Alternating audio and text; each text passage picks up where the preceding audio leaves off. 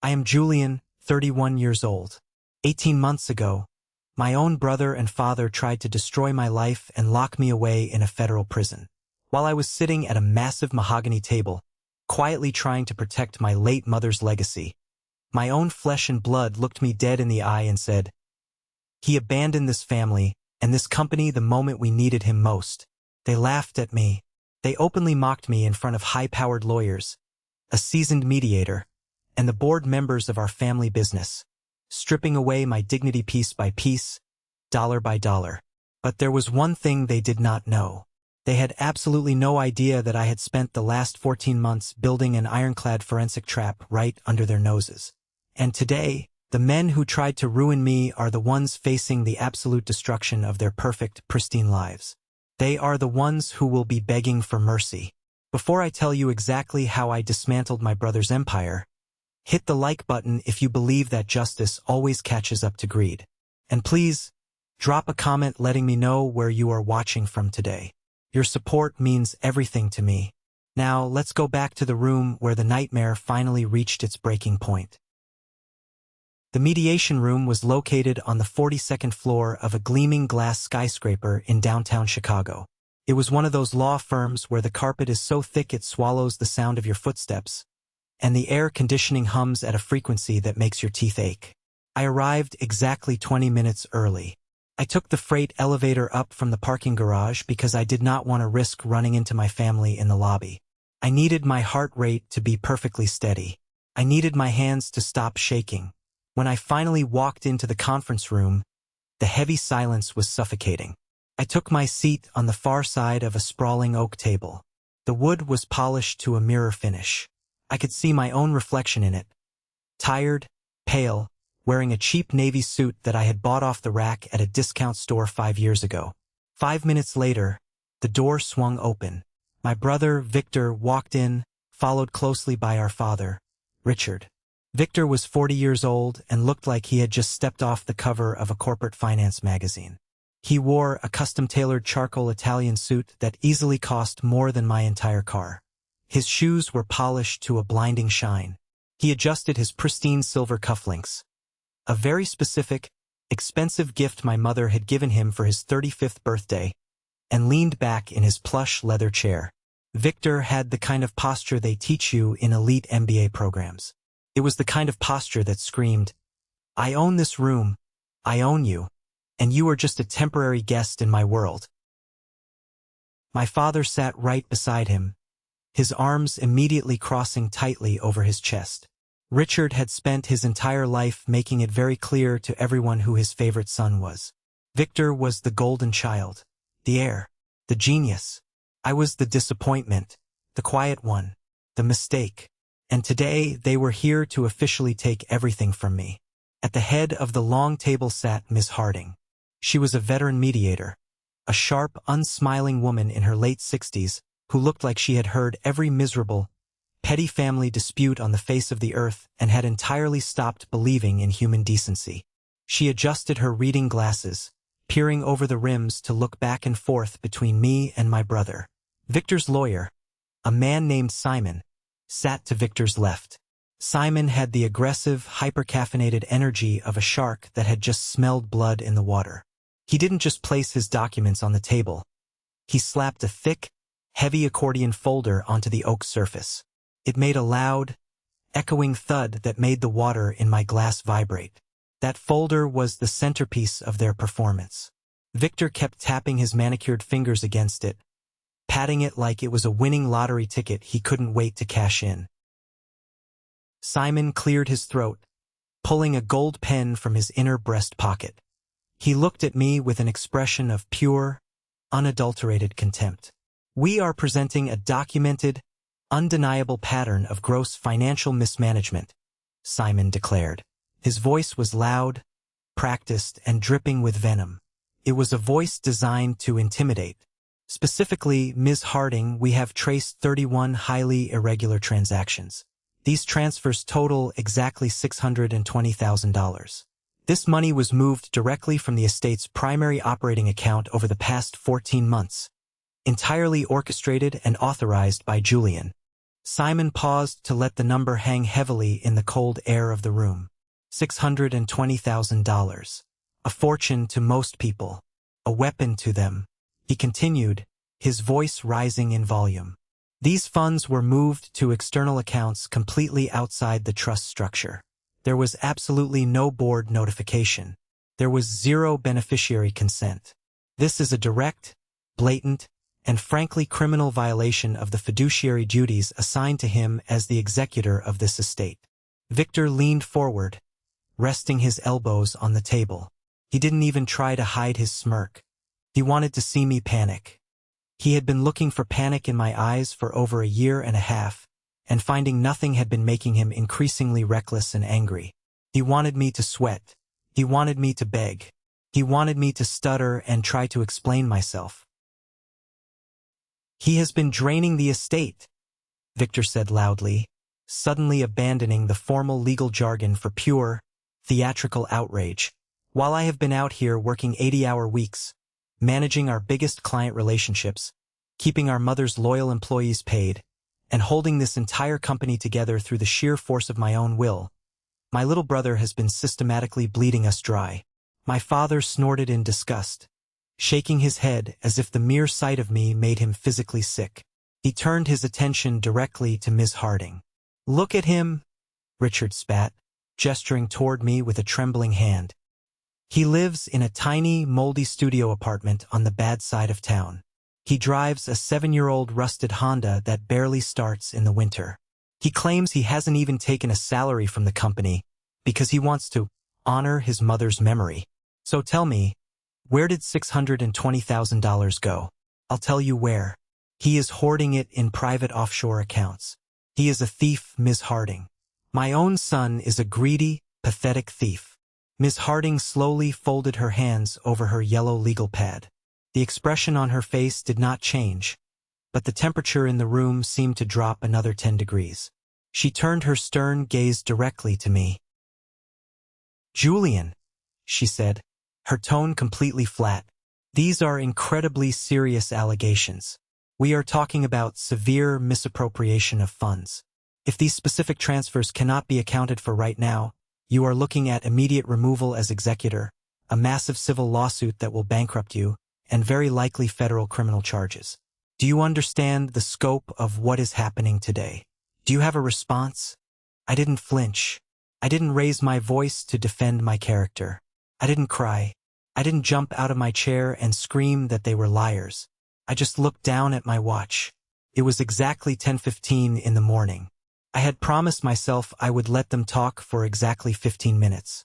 I needed to let them dig the hole as deep as physically possible. I needed them to put all their lies on the official record before I buried them. Have you ever sat directly across from someone who was lying about you so perfectly, with such absolute, unwavering conviction, that you almost felt crazy for knowing the truth? It is a very specific, agonizing type of psychological torture. You want to scream, but you know screaming just makes you look guilty. I looked up from my watch. I looked at Simon, who was glaring at me. I looked at my father, whose face was red with manufactured anger. Finally, I locked eyes with Victor. "Everything Simon just said is entirely accurate," I said. My voice was calm, completely steady, and quiet enough that they had to lean in slightly to hear me. The room went dead silent, the kind of silence that rings in your ears. You could have heard a pin drop on the thick carpet. Victor's eyes widened for a fraction of a second, his smirk faltering just slightly. My father let out a harsh bark of a laugh, looking around the room as if he couldn't believe I was just handing them the victory without a fight. Simon actually stopped writing on his legal pad, his gold pen hovering frozen in midair. "The transactions happened," I continued, speaking slowly and clearly so the court reporter in the corner could catch every single syllable. "The money moved. Every single one of those 31 transfers. I personally authorized all of them." Victor leaned back, a triumphant, ugly grin spreading across his face. He looked at Ms. Harding, nodding slowly as if to say, "I told you so. I told you he was a criminal." "However," I said, reaching down slowly into my worn-out leather briefcase resting by my feet. I didn't move that $620,000 into hidden private accounts so I could buy a yacht or a beach house. I pulled out a single dark blue binder. It wasn't massive and chaotic like Victor's accordion folder. It was sleek, deliberate, organized. I placed it gently on the center of the oak table. "I moved that money into evidence," I said.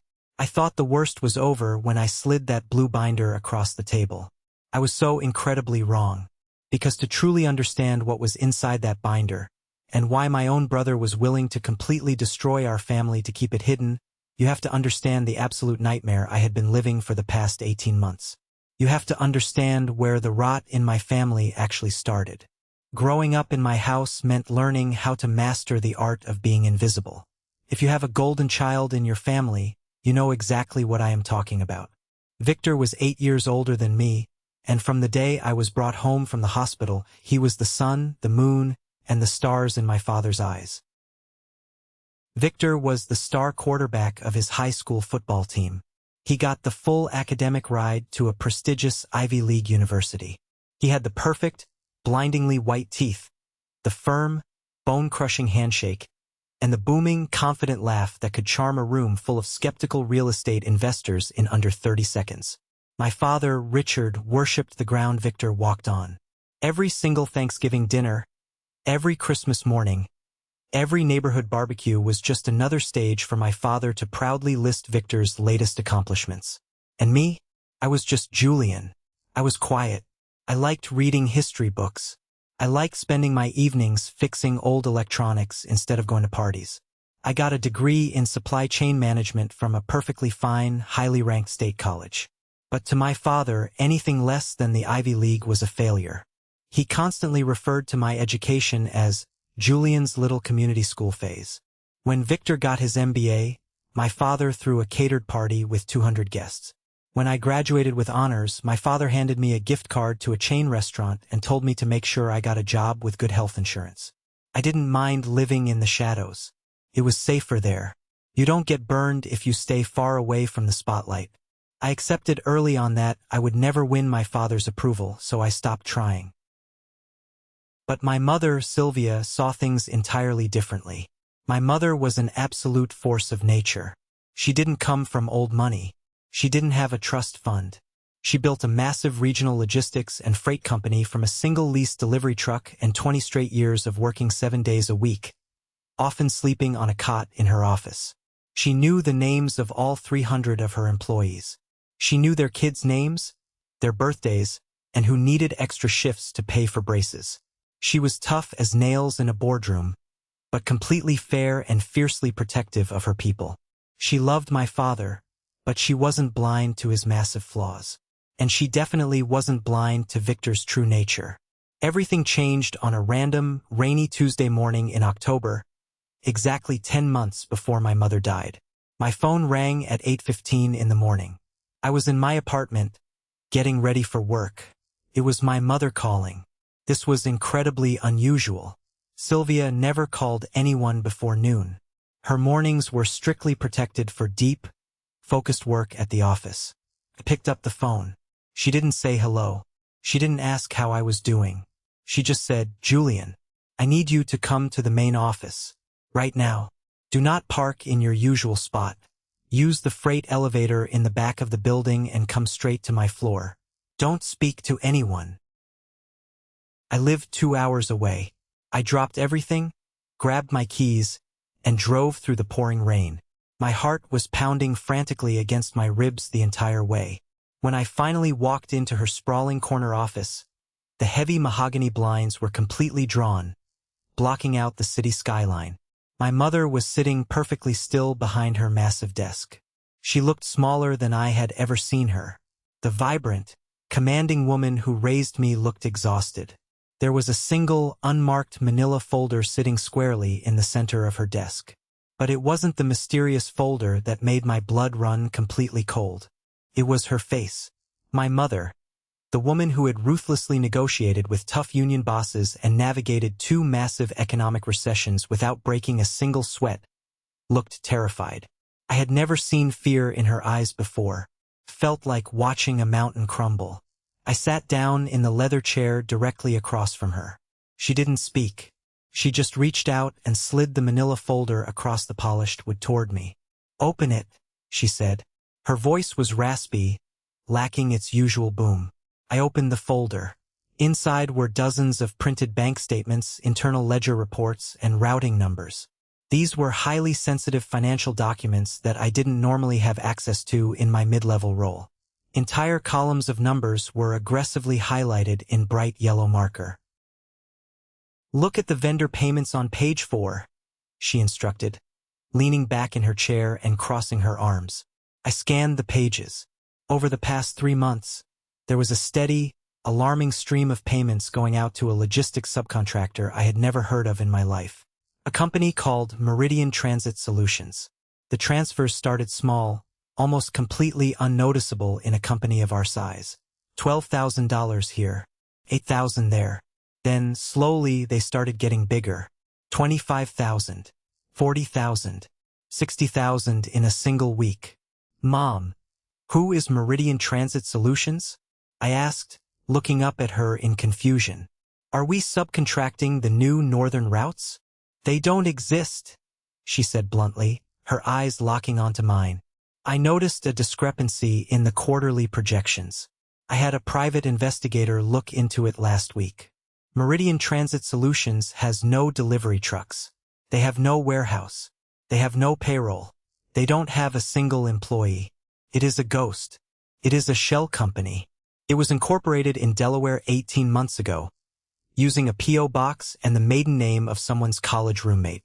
"Who set it up?" I asked, though a sick, heavy feeling was already twisting deep in my gut.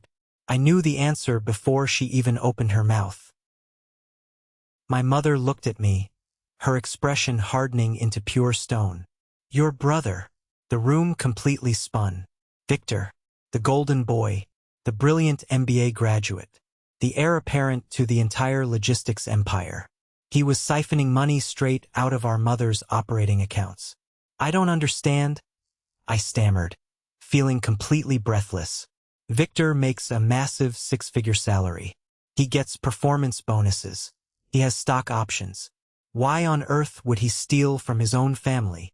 Because Victor lives a life he cannot possibly afford, Julian," she said, leaning forward, her voice dropping to a harsh whisper. "He bought that massive summer house in Aspen. He bought Fiona that ridiculous Porsche she drives to the country club. He has private school tuitions.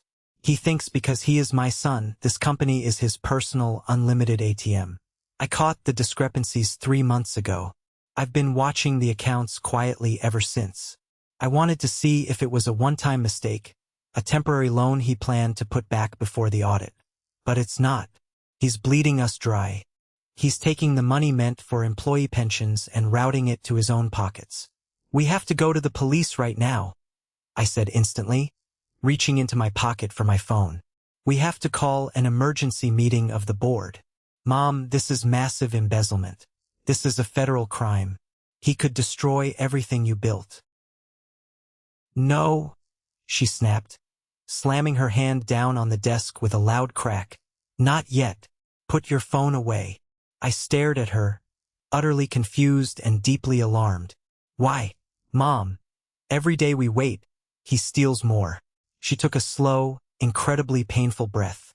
She looked away from me, staring out the window at the rain hitting the glass for a long, agonizing minute. When she finally turned back to me, her eyes were swimming with tears. Her voice broke. "Because 6 weeks ago, my oncologist called me," she whispered. The words felt like physical blows. "Pancreatic cancer. Stage 3. It's aggressive, Julian. It's already in the lymph nodes. They gave me 8 months. Maybe 10 if I fight through the chemo." The air completely left my lungs. The office, the papers, the embezzlement, it all disappeared. I couldn't speak, couldn't breathe. I just sat there, paralyzed, staring at the woman who had been the unshakable pillar of my entire life, realizing that she was telling me she was going to die. My mother was dying, and she was dealing with her eldest son stealing from her at the exact same time. "Listen to me carefully," she said, her tone suddenly shifting from sorrow to pure, commanding steel. She reached across the massive desk and grabbed my wrist. Her grip was surprisingly strong, her nails digging painfully into my skin. I am going to change my will this afternoon.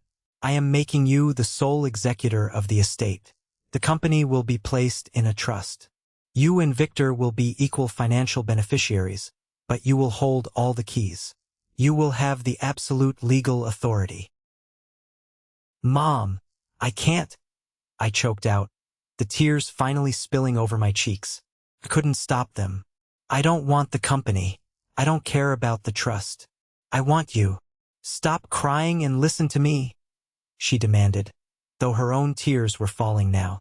Your father will not believe a single word against Victor. You know him. If I go to the police right now, before the evidence is totally undeniable, your father will hire the best, most vicious defense lawyers in the country. They will spin the narrative. They will say I was confused by the intense cancer medication. They will say I misunderstood a complex tax strategy. Victor will walk away clean, and the moment I am in the ground, he will bankrupt this company within 2 years. 300 families rely on us for their mortgages, their groceries, their kids' college funds, Julian. I will not let my son destroy my life's work to pay for his country club memberships. I wiped my face roughly with my sleeve, trying desperately to match her immense resolve. I swallowed hard. What do you want me to do? I need you to build a trap, she said quietly, her eyes burning into mine.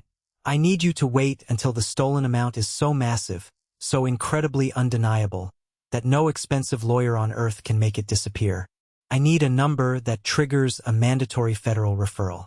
But to do that, you have to fly completely under the radar. Victor is smart, but he is arrogant. She squeezed my wrist again, harder this time. I need you to be boring, Julian.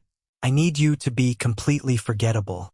I need Victor to look at you and see an absolute helpless failure. He has to believe he is the smartest person in the room. He has to feel so completely safe that he gets greedy and reckless. Can you do that? Can you let them hate you? Can you let your own father despise you, if it means saving the legacy? I looked down at the highlighted bank statements. I looked back up at my dying mother, seeing the desperate plea in her eyes. Yes, I promised.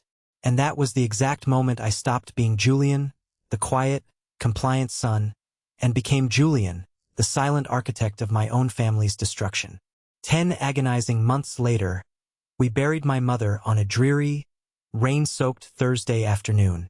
Standing by her open grave, I felt a kind of hollow, crushing exhaustion that settled deep into my very bones. I had watched her fade away day by day, holding her hand in sterile hospital rooms while Victor was out at client dinners that were actually paid for with stolen money. My father stood directly next to Victor under a massive black canopy. Victor was doing exactly what he did best, putting on a spectacular, Oscar-worthy performance. He cried perfectly on cue. He hugged the wealthy board members, his voice shaking with just the right amount of manufactured grief. He accepted condolences with the weary grace of a tragic, heavily burdened hero. His wife, Fiona, stood right beside him in a $1,000 black designer dress, dabbing at her completely dry eyes with a silk handkerchief, looking around to make sure everyone was watching her grieve. I stood 10 feet away, completely outside the canopy, holding a cheap black umbrella as the rain soaked my shoes, watching the dirt cover my mother's casket. I was completely, utterly alone. My father didn't look at me once. But the real nightmare didn't begin at the cemetery. It began the very next morning at the lavish downtown office of my mother's estate attorney for the official reading of the will. The room was tense. Victor looked incredibly bored, checking his expensive watch, clearly expecting to be handed the keys to the kingdom. My father sat back, looking proud. When the elderly attorney put on his glasses and announced that my mother had explicitly named me, Julian, as the sole executor of the estate and the managing trustee of the entire company, the room violently erupted. My father stood up so fast his heavy leather chair crashed loudly to the floor. There has been a massive mistake, Richard barked, his face turning purple. pointing a furious finger at the attorney. Sylvia was heavily medicated in her final months. She was in excruciating pain. She clearly wasn't in her right mind. Victor has an MBA. Victor runs the client relations. Julian is a glorified warehouse manager. He doesn't know the first thing about running an enterprise of this scale. I sat perfectly still, staring blankly at the polished conference table. I could feel Victor's eyes burning a hole in the side of my head. I remembered my mother's words. Be boring. Be forgettable. It is not a mistake, Richard, the attorney said calmly, pulling out a thick stack of certified documents. Sylvia updated these documents legally with full witnesses, and she voluntarily underwent a rigorous psychiatric evaluation by an independent medical board to prove complete mental competency on the exact same day she signed them. It is absolutely ironclad. Julian is in charge. Victor didn't yell. He didn't lose his temper like our father. He just leaned in close to me, his expensive cologne making my stomach turn, and whispered so only I could hear. You manipulated a dying woman, you disgusting little rat. But don't get comfortable, little brother. I will rip this company out of your hands if it's the last thing I ever do. And he tried. Oh, how he tried. Over the next few weeks, Victor and my father launched a vicious, coordinated psychological war against me. My father called every single extended family member in his contacts. He spent hours on the phone with Aunt Caroline, the biggest, most malicious gossip in our entire family tree, and told her that I had selfishly coerced my mother on her deathbed, threatening to withhold her pain medication if she didn't sign the company over to me. It was a monstrous lie, but Aunt Caroline spread it like wildfire. Within days, my own cousins stopped returning my texts. I was uninvited from family dinners. At the annual family Thanksgiving gathering, which I was foolish enough to attend hoping for some peace, my father stood up, raised his glass for a toast, and explicitly thanked Victor for carrying the immense weight of this family through our darkest hour, deliberately omitting my name while everyone stared awkwardly at their plates in deafening silence. But the family isolation wasn't even the worst part. The worst part was the brutal betrayal from the people I actually thought were my friends. Marcus and I had known each other since our freshman year of college. He worked as a senior analyst in the IT department at the company. We used to grab beers every Friday night. I trusted him with my life. But about a month after my mother died, I started noticing strange things. Victor always seemed to know my exact schedule. He knew when I was leaving the building early. He knew exactly which internal emails I was reading. I decided to test a theory. I set a trap. I invited Marcus out for a drink, and after a few beers, I leaned in and told him in strict confidence that I was quietly looking into selling a minor piece of company real estate, an old warehouse downtown, to cover some unexpected estate taxes. It was completely fake information. I hadn't filed a single paper. Less than 4 hours later, at 2 a.m, I received a blistering, angry email from Simon, Victor's aggressive lawyer, threatening a massive injunction and a lawsuit if I tried to liquidate company real estate without a full board vote. Marcus had sold me out. I checked the employee payroll logs the next day. Victor had quietly offered him a new title and a 20% salary bump to act as his personal inside spy. I sat in my car in the empty company parking lot that night, gripping the steering wheel until my knuckles turned white and my hands went numb. My own father, my brother, my best friend. They were all treating me like a disease they needed to eradicate. The urge to fight back, to scream the truth at the top of my lungs, to march directly into Victor's massive corner office and throw the Meridian Transit files right in his smug, arrogant face was almost unbearable. I wanted to destroy him right then and there. But I closed my eyes and remembered my mother's terrified face. Let them hate you. Save the legacy. So I swallowed my pride.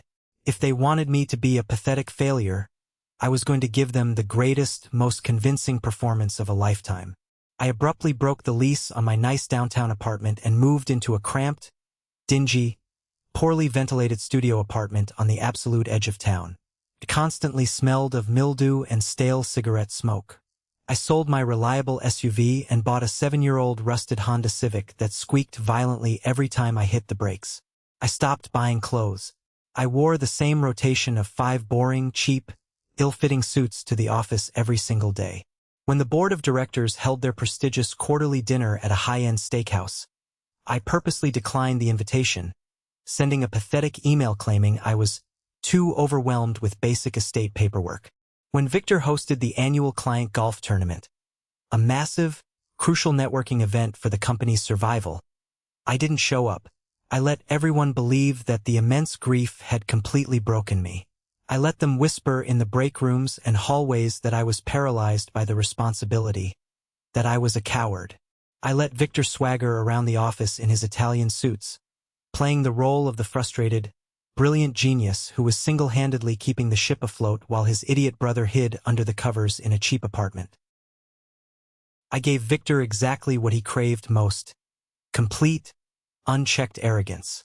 And because he felt so incredibly safe, because he truly, deeply believed I was entirely incompetent and totally blind, Victor got sloppy.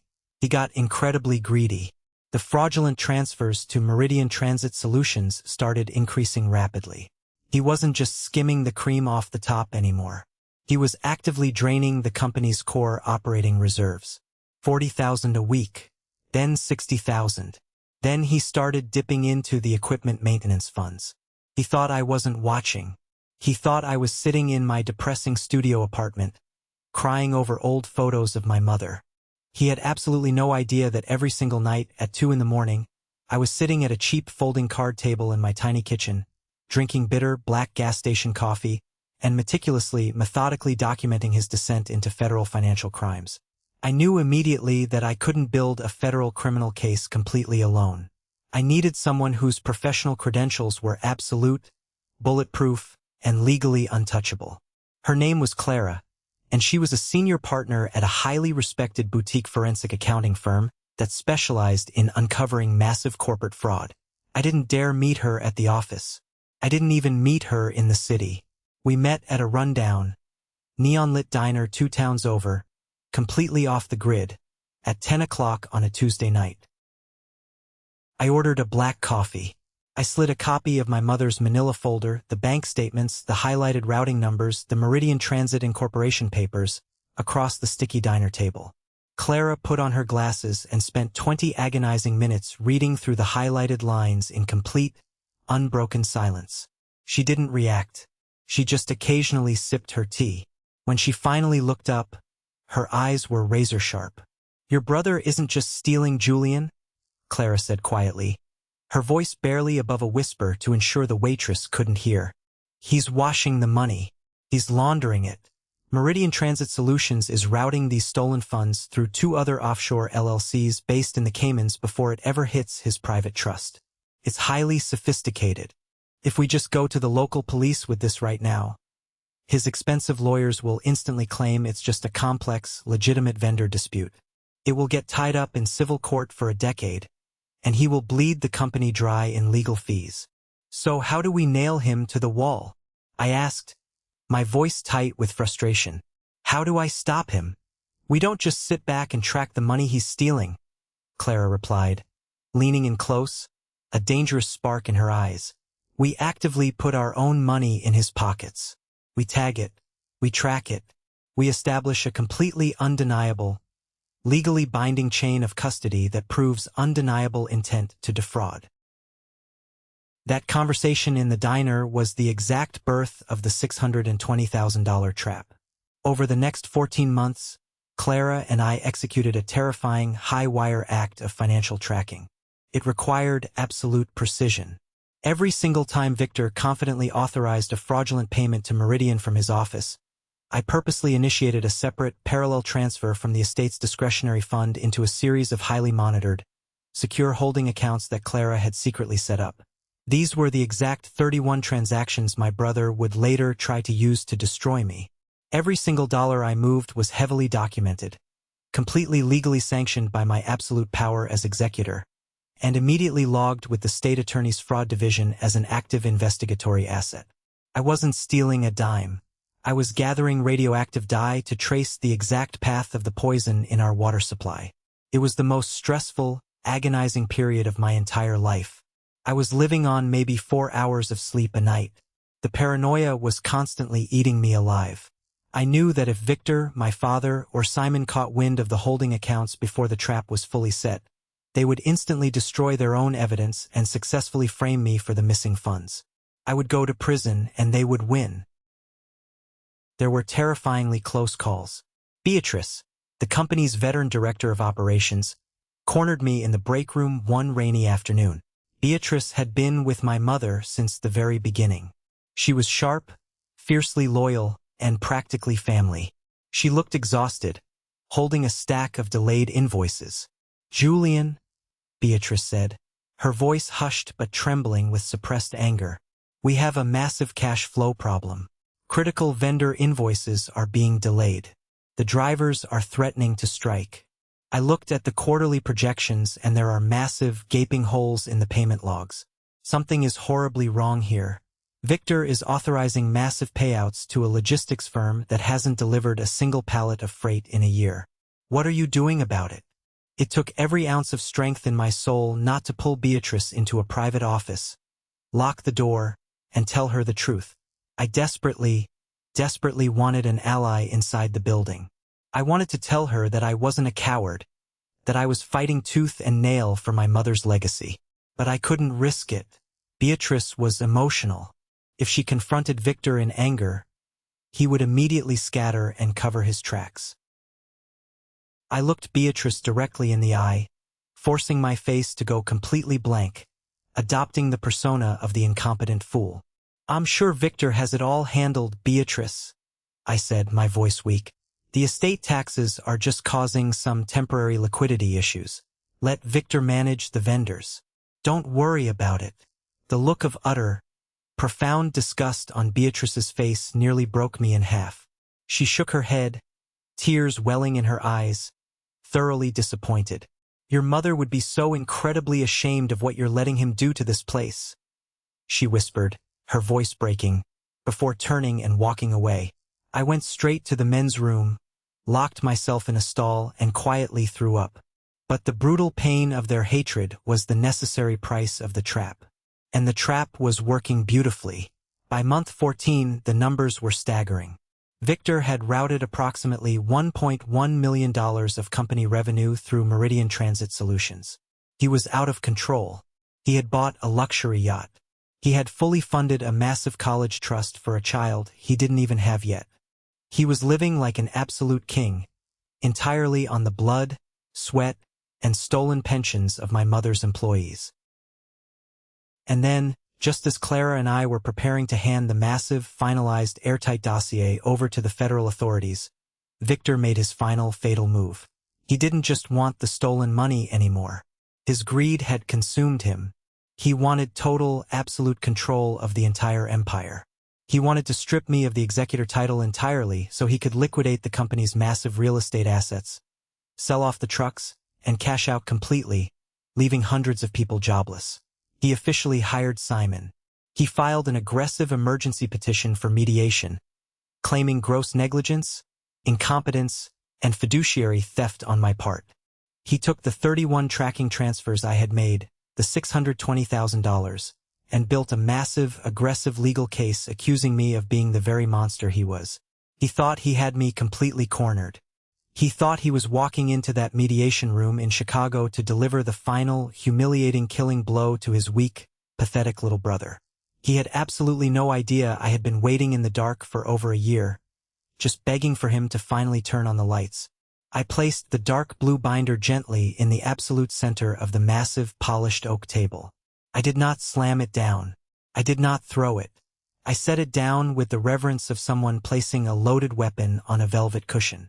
The room was so incredibly quiet that you could hear the subtle, rhythmic hum of the air conditioning vents overhead and the distant, muffled sound of city traffic 42 floors below us in downtown Chicago.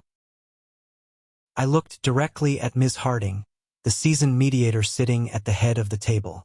I completely ignored my brother, Victor, and my father, Richard, who were both staring at me with expressions of pure, unadulterated shock. They looked like men who had just watched a ghost walk through a solid wall.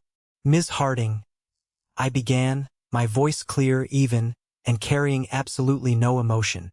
What you are looking at right now is 14 agonizing months of comprehensive, legally binding forensic financial documentation. Every single transaction my brother flagged today as highly suspicious was made by me. I do not deny that fact. I made them deliberately. I made them legally.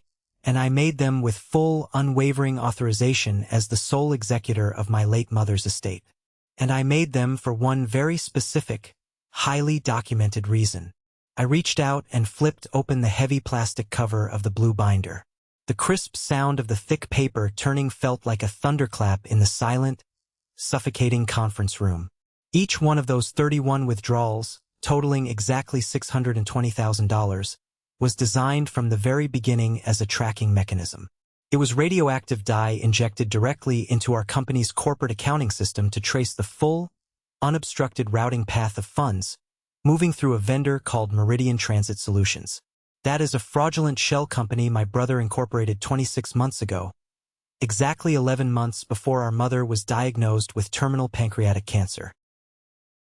Simon, Victor's highly paid, aggressively confident lawyer, visibly stiffened in his expensive leather chair.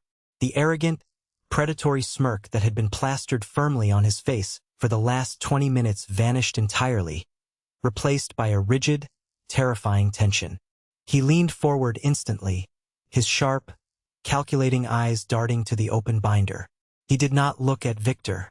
He looked at the paperwork. He knew the difference between a desperate bluff and a loaded gun.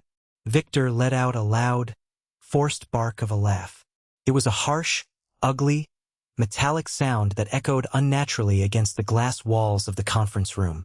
"That is completely fabricated," Victor said, looking directly at Miss Harding, aggressively shaking his head with a manufactured look of deep, brotherly pity. "She is lying. He is lying. My little brother is entirely obsessed with punishing me because I am the one who actually ran this massive company while he played the grieving, pathetic victim in his little dump of a studio apartment. He printed out some fake spreadsheets to save his own skin because he knows he is finally caught red-handed. He is facing a massive lawsuit and he is panicking. I didn't even turn my head to look at Victor. I kept my eyes locked firmly on the mediator. I needed her to completely understand that I was not a bitter younger brother fighting for a scrap of family attention. I was an executor delivering a flawless financial execution. The $620,000 I moved, I continued, speaking clearly and powerfully over Victor's rising, panicked voice, was not moved to any private offshore accounts. It was not used to buy a luxury sports car or fund a ridiculous European vacation. It was moved into a highly monitored, state-sanctioned series of escrow holding accounts. These accounts were set up in strict, daily coordination with a certified federal forensic accounting firm, Harlow & Park. The lead partner's contact information, Clara's direct federal investigation ID number, and the fully notarized, legally bulletproof chain of custody for every single dollar are located on page 1 of that binder. Ms. Harding reached out with a steady hand and pulled the heavy blue binder toward her side of the table. She opened it to the first heavily tabbed section. She was a hardened, veteran professional who had seen decades of nasty corporate disputes, bitter family divorces, and vicious inheritance battles. But I watched her eyes widen noticeably as she scanned the first page of the official federal documentation. "I set this trap up," I said, my voice dropping to a low, hard, commanding register that completely owned the room, specifically to establish a legally documented, unbreakable digital trail for funds that were being simultaneously siphoned and laundered by Mediation Transit Solutions. I reached across the wide table and turned the heavy pages to tab number 3 for her. "Over the 14 months I have served as the legal executor of this estate, my brother Victor quietly and methodically routed approximately $1.1 million in vital company operating revenue through his fake Meridian shell company. He then laundered that stolen money through 2 separate, newly formed LLCs based in the Cayman Islands. Those LLCs then deposited the clean, untraceable money directly into his private family trust fund. He used that stolen money to pay his massive luxury mortgage. He used it to fund his kids' bloated college fund. He used it to maintain a lavish country club lifestyle he absolutely could not afford on his own executive salary. The $620,000 I moved was just the bait on the hook. The actual theft from my mother's legacy, the money he stole directly from the hardworking people who rely on our company to feed their families, is more than twice that amount. The room descended into a specific, horrifying quality of silence. It was a silence I had only ever experienced once before in my entire life. It was the exact, terrifying silence in my mother's dimly lit hospital room in the 3 endless seconds between her heart monitor flatlining and the emergency nurses rushing through the heavy wooden door. It was the heavy, suffocating, undeniable silence of something permanent and massive ending right before your eyes. Victor's ironclad, arrogant composure completely cracked. It did not shatter dramatically like a glass window. It cracked the way extremely expensive solid marble cracks, in a single, clean, devastating line right down the middle of his foundation. "He's lying," Victor said again, his voice cracking, turning frantically to Simon, then to our father, then back to Ms. Harding. His tone was an octave higher now. The deep, booming, authoritative executive voice he used to intimidate everyone was entirely gone. "He has been building this insane, jealous story for months. You want to talk about who really ran that company? I was there every single morning at 7 o'clock. I handled the massive Callaway freight contract when they wanted to pull out and ruin us. I handled the brutal union negotiations last spring when the drivers wanted to strike for better health insurance. He showed up to sign meaningless papers and disappear. Mom always protected him because he was fragile, because he was weak, because he couldn't handle the crushing pressure of the real corporate world. Our mother knew exactly what you were doing," I said. My voice cut through his desperate, pathetic rant like a freshly sharpened butcher knife. Victor abruptly stopped speaking. He finally looked at me. He really, truly looked at me. For the very first time in my entire 31 years of existence, I did not see condescension, annoyance, or pity in my older brother's eyes. I saw genuine, unadulterated, primal fear. "She came to me," I said, leaning forward, resting my forearms firmly on the polished oak table, claiming my space. She had already found the Meridian vendor account. She had already noticed the undeniable pattern of the missing funds. She didn't go to you. She didn't go to the corporate board of directors. And she certainly didn't go to Dad, because she knew he would bury the evidence to protect his golden boy. She came to me with a manila folder in October, 10 full months before she died. My father, Richard, had gone completely, shockingly pale. He looked like all the blood had been violently drained from his body. He looked like he was going to be physically sick right there on the expensive carpet. "Julian," he whispered, his voice trembling violently, his hands gripping the edge of the table. "What have you done to your brother?" "I did exactly what Mom asked me to do," I told him, looking at the man who had despised me my whole life and feeling absolutely nothing but cold, hardened resolve. "She asked me to document everything. She asked me to wait in the shadows, to let the stolen number get big enough that there was absolutely no ambiguity, no petty family dispute, no pathetic excuses about borrowing it and forgetting to record it on the ledger. She wanted a number that required a mandatory federal criminal referral. She wanted an ironclad, undeniable case. And Victor handed it to me on a silver platter." Victor was breathing heavily now. His chest was heaving violently under his custom-tailored charcoal suit. I recognized the shift in his panicked body language. It was the exact same nervous, jerky shift I had watched on the hidden security camera footage from his office, which was also fully documented in the binder, along with the server access logs showing him logging into the company's secure vendor payment portal from his personal laptop at his house at 11 o'clock at night, 17 different times in the past year. But a cornered, desperate person is not a defeated person. My brother had survived 40 years by adapting quickly to danger and lying beautifully to everyone around him. He always had a backup plan. Let's pause for a moment. Thank you for staying with me this far. You're truly amazing. Please help me by liking the video and commenting the number 1 below so I know you've been here with me until this point. This not only helps more people discover this story, but also lets me know that my experiences mean something to someone. Your support is the greatest motivation for me to keep sharing the rest of this journey. Victor reached slowly and deliberately into the inside breast pocket of his expensive suit jacket. It was a gesture so remarkably similar to a dramatic, tense scene I had read about in cheap courtroom thrillers that it almost felt meticulously scripted and rehearsed. He produced a single, neatly folded piece of white printer paper. He unfolded it deliberately, smoothing out the sharp creases with his sweating hands, and set it flat on the table, right next to my massive blue binder. "He says he's been building a case," Victor said, his voice miraculously recovering a tiny fraction of its former steadiness. He adjusted his silk tie, desperately trying to project his old, fading authority. "Fine. I built one, too." He looked directly at Ms. Harding, completely ignoring my existence once again. "This is an email sent directly from my mother's personal, highly encrypted company account, dated exactly 4 months before her death. In it, she explicitly, legally authorizes me to manage Meridian Transit Solutions on behalf of the family trust. She directly instructs me to consolidate our complex logistics operations and to transfer operating funds as needed to streamline our vital vendor relationships and protect our liquid assets from impending estate taxes." Victor slid the paper across the smooth table toward the mediator. He looked over at Simon, who gave him a tiny, cautious, encouraging nod. "She knew all about Meridian," Victor stated confidently, his chest puffing out slightly as he regained his footing. "She fully approved it.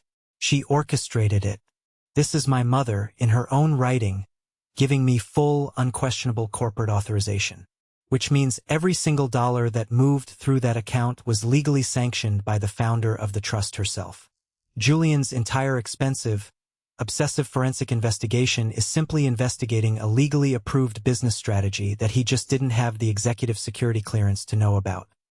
He is completely out of his depth." Ms. Harding picked up the printed email. She adjusted her reading glasses on the bridge of her nose and read the document carefully. The heavy atmosphere in the room shifted instantly. It was a palpable, physical change in the air pressure. I saw Simon's posture change out of the corner of my eye. It was a subtle straightening of the spine, the unmistakable, relieved body language of a desperate man who had just found a solid piece of driftwood in the middle of a raging, freezing ocean. My father let out a massive, incredibly shaky breath of pure relief, pulling out a cloth handkerchief and aggressively wiping the nervous sweat from his forehead. "I want to be completely, brutally honest with you about this specific moment, because I think it's the part that stories like mine usually skip over to make the narrator look like an invincible, emotionless genius. I was not calm. I was not a stone wall. Underneath the thick, protective surface of everything I had painstakingly constructed over the last year, the massive binder, the federal documentation, the expensive forensic accountants, the 14 agonizing months of humiliating, careful silence. I felt something incredibly cold, sharp, and terrifying move through my chest. It wasn't panic. Panic makes you act fast and recklessly. This was something far worse. It was pure, paralyzing, suffocating doubt. Because I had never seen that email before, and for approximately 4 agonizing, heart-stopping seconds, I sat in that freezing conference room and entertained the horrifying possibility that my brother had actually found something I missed.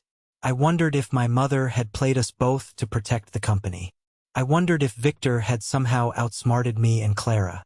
I wondered if all my suffering, all the isolation, all the humiliation had been for absolutely nothing.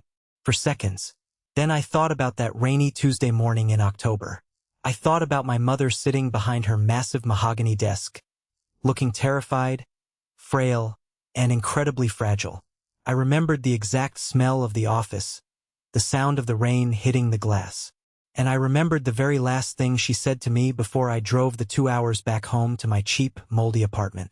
She had gripped my hand, her knuckles turning bone white, and whispered, "He is going to have something, Julian. He always does. He has been doing this since he was 12 years old and broke the neighbor's window and blamed the dog with a straight face. He always keeps an exit strategy. You have to find the exit before he does." I exhaled slowly, quietly releasing the breath I didn't know I was holding. The cold feeling instantly vanished, replaced by a burning, laser-focused clarity. I reached over and opened my blue binder to the very last tab in the back. I had labeled it simply Exit. "May I see that email?" I asked Miss Harding, keeping my voice incredibly polite, measured, and entirely unbothered. She passed the single sheet of paper across the table without a word. I looked at it. I read the body of the text once. It sounded vaguely like Victor, not my mother. My mother didn't use bloated corporate buzzwords like synergy or streamline. She talked about trucks, freight routes, and taking care of people. But the text didn't matter. The content was irrelevant. What mattered was the top and the absolute bottom of the page. I looked at the header. Then, I looked at the digital metadata printed in the tiny footer at the bottom of the page. My mother, a woman who had been running a massive logistics company for 2 decades through sheer grit and determination, always printed her important emails with the full digital metadata display enabled. It was an old, ingrained habit from the early days of corporate email systems. She had explained it to me once when I was just a young college intern trying to learn the business. If a document matters enough to print, she had said, tapping a piece of paper forcefully, it matters enough to prove exactly when it was sent, what secure server routed it, and what specific IP address generated it. Never trust a piece of paper without a digital footprint. Victor had printed the forged email straight from her archives to make it look authentic to a judge. But in his blind panic to create a perfect, undeniable alibi, he had completely forgotten to crop the footer settings on his home printer. The printed metadata clearly showed the email had been composed and sent at exactly 6:14 in the morning on a cold Thursday in late February. It was sent from my mother's private account, but it was routed from an IP address I recognized instantly. I recognized it because that exact IP address was plastered all over the massive forensic security report currently sitting in my binder. That IP address was the exact same home network used to access the company's secure vendor portal from Victor's massive, multi-million-dollar house in the wealthy suburbs. I looked up from the piece of paper. I looked dead into Victor's eyes. I wanted him to see the exact moment his life ended. "This email was sent from your home Wi-Fi network," I said softly, the words dropping like heavy stones in the silent room. The remaining color instantly drained from Victor's face. His mouth opened slightly, but no sound came out. He looked like a man who had just stepped off a cliff and was waiting to hit the ground. I turned back to Ms. Harding. Page 47 of my binder contains the verified IP log cross-reference provided by the independent IT security firm we hired. The exact same digital address that made 11 of the 17 unauthorized vendor portal logins also sent this supposedly official email at 6 in the morning. I pushed the forged email back to the center of the table, letting it rest right beside the trap that had just caught him. "My mother was in the hospital that week," I said, my voice finally hardening with the pure, righteous, blinding rage I had held back for over a year. She had been admitted to the intensive oncology ward 4 days earlier for extreme pain management. She was on a heavy, continuous morphine drip. She was completely incapacitated. I have her stamped medical admission and discharge records behind tab 9. She did not have a laptop with her. She did not have a phone. She could barely speak her own name, let alone draft a complex corporate authorization regarding estate taxes and vendor logistics. I leaned forward, completely closing the distance between me and my brother. "You accessed her account remotely, Victor," I stated, laying out his total execution for the room to hear. "You wrote a fake email to yourself from her account while she was lying in a hospital bed crying in unimaginable pain. You printed it, aged the paper in a drawer somewhere in your giant house, and brought it here today because you desperately needed an exit strategy. And you failed." Victor's face did something I had no word for. It just collapsed inward. It wasn't dramatic. It was terrifyingly quiet. It looked exactly like a massive building where a demolition crew has quietly removed a single, crucial load-bearing wall, and the rest of the massive structure takes a few agonizing seconds to realize it is no longer standing. Simon quietly closed his gold pen. He placed it carefully in his pocket. He closed his leather legal pad. He did not look at his client. He was a shark, and he knew a rapidly sinking ship when he saw one. "Mom told me you'd have an exit," I said to Victor, the absolute finality ringing in the room. She was right. She was always right about you. She just loved you entirely too much to say it out loud to the police while she was alive. But I don't have that problem. I did not enjoy that moment in the mediation room. I want to be incredibly, brutally clear about that with all of you watching, because I think people sometimes expect this part of a revenge story to feel incredibly triumphant. They expect it to feel like a blockbuster movie where the hero walks away from a massive explosion in slow motion, wearing sunglasses and smiling. It didn't feel like that at all. It felt like watching a horrific car crash in slow motion. Victor was not a one-dimensional cartoon villain. He was a real, living person I had grown up with in the same house.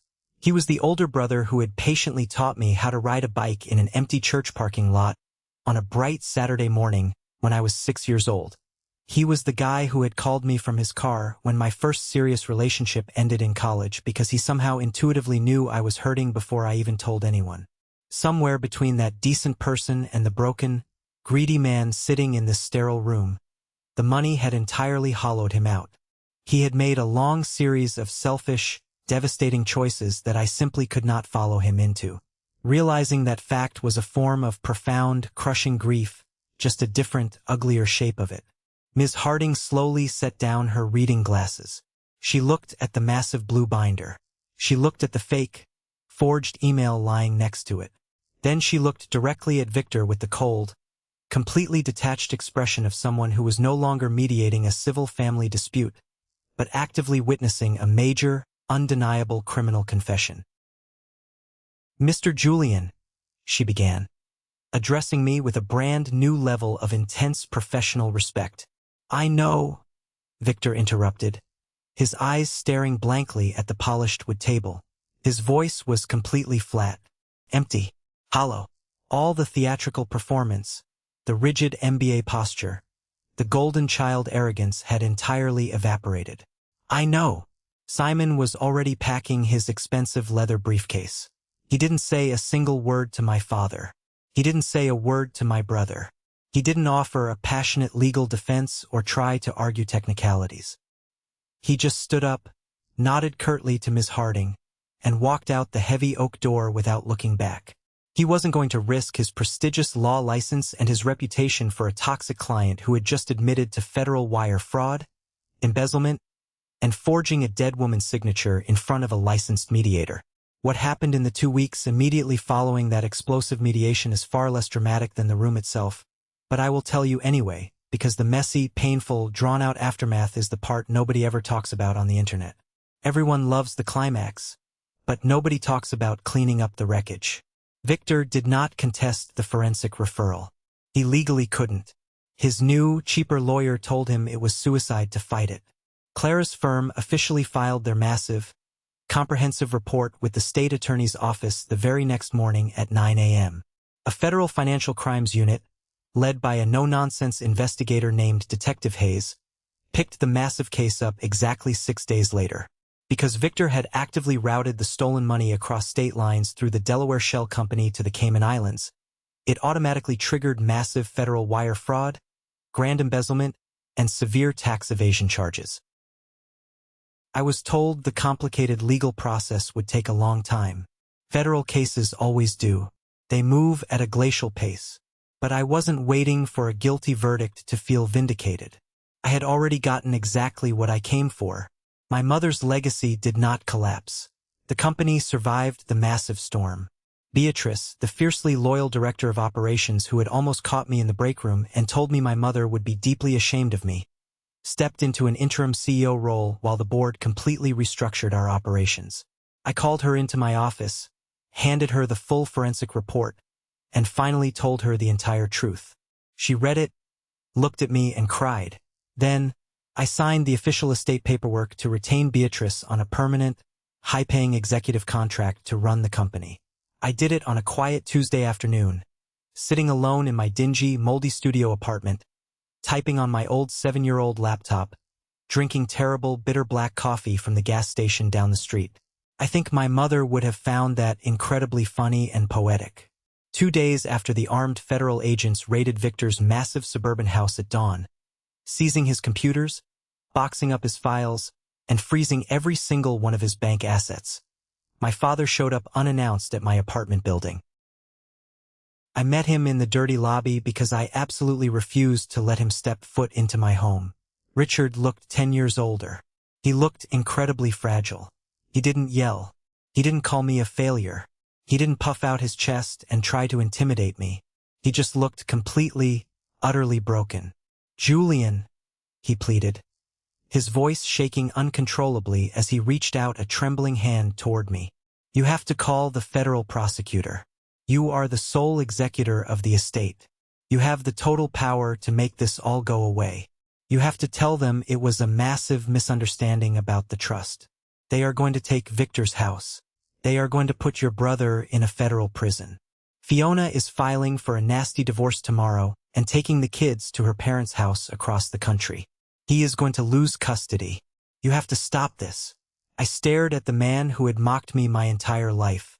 The man who had let Aunt Caroline spread vicious, horrible rumors about me while I suffered in silence to protect his company.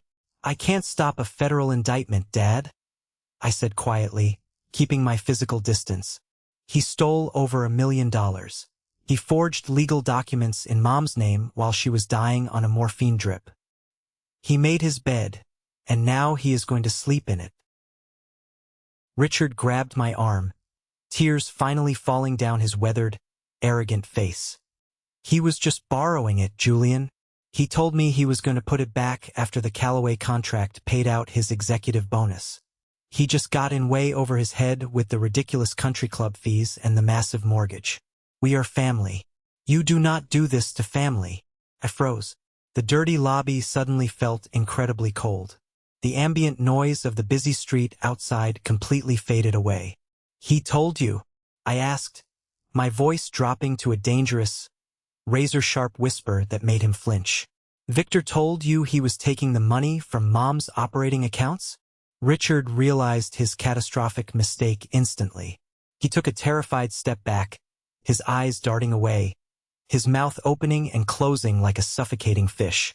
"No, I just mean, I knew he was having severe cash flow issues with his mortgage.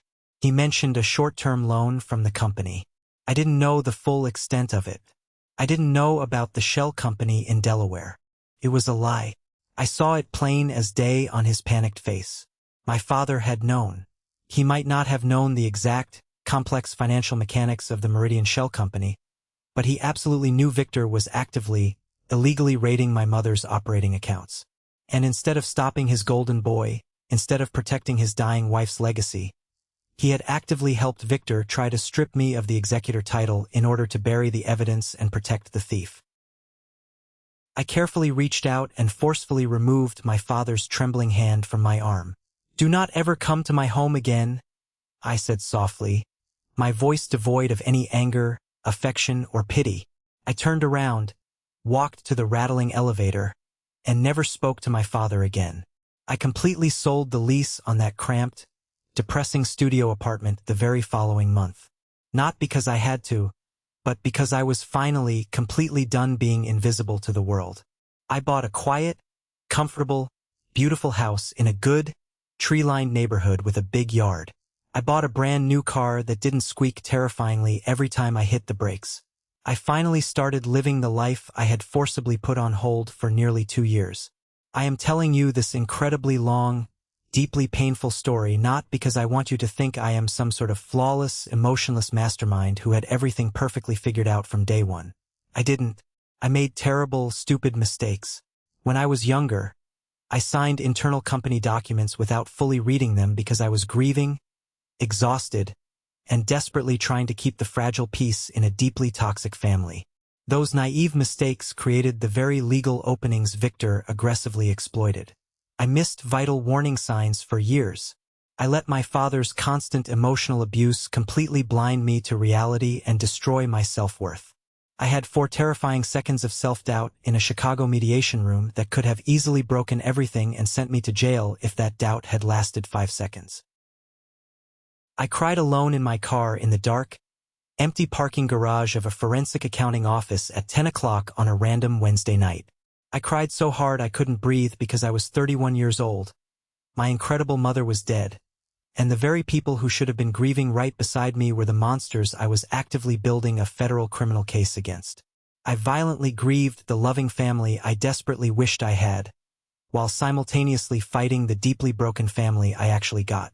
But I also desperately want to tell you this, and I need you to listen to me very carefully. My mother did not come to me on that rainy October morning because I was the youngest. She did not hand me that terrifying manila folder because she thought I was fragile, the way my father and brother had spent decades aggressively suggesting to everyone who would listen. She came to me because she trusted me. She came to me because she knew with absolute, unwavering certainty that if she handed me something incredibly heavy, something dangerous and hard, and asked me to hold it quietly in the dark for as long as it took, I would not put it down. I would not break under the pressure. I would protect her life's work. There is something society doesn't tell you about patience. They make it sound like waiting. They make it sound like a passive, weak virtue. They tell you to just sit back and let karma do the work. It isn't passive. Patience is the most violently active, exhausting thing I have ever done in my entire life. Every single morning for 14 months, I woke up in the dark before the sun rose. I went through the complex financial ledgers. I checked the IP routing logs. I verified the forensic holding accounts with Clara. And then I went to work, put on my cheap, ill-fitting suit, and did not say a single word to the vicious, arrogant men sitting across from me at every board meeting, Thanksgiving dinner, and estate review. Men who were just waiting for me to either explode in unhinged anger or completely give up and hand them the keys to the kingdom. Patience is not waiting. Patience is quietly, methodically building your fortress while your enemies think you are standing perfectly still. If there is someone in your life right now, a highly toxic family member, a cruel boss, a manipulative partner, who is currently counting on your silence to protect their dirty secrets, let them count. Let them think you are weak. Let them underestimate you.